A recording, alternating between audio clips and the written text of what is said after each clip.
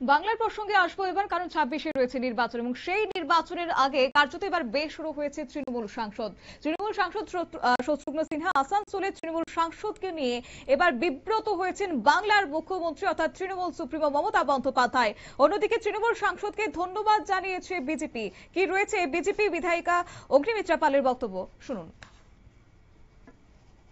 আমি ধন্যবাদ জানাই শত্রুঘ্ন সিনহা মহাশয়কে, আমাদের আসানসোল লোকসভার সম্মানীয় সাংসদ, তৃণমূলের সাংসদ শত্রুঘ্ন সিনহা মহাশয়কে। আজকে টিএমসি পার্টির বিরুদ্ধে গিয়ে, পার্টি লাইনের বিরুদ্ধে গিয়ে আপনি সত্যি কথাটা বলার সাহস রেখেছেন। আজকে আপনি বলেছেন যে বিহারের যে জয়, আপনি ভূয়সী প্রশংসা করেছেন নীতিশ কুমারজিকে, the longest terming chief minister, trusted এবং টেস্টেড।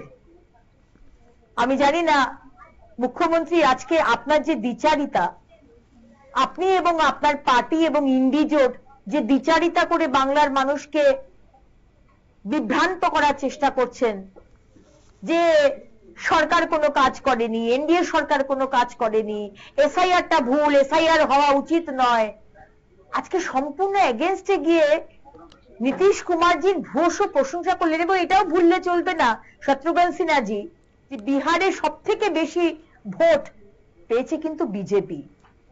তাই রাজনীতির ঊর্ধ্বে গিয়ে মানুষের জন্য সত্য কথাটা আপনি বলেছেন, তার জন্য আপনাকে অনেক অনেক ধন্যবাদ এবং অভিনন্দন জানাই।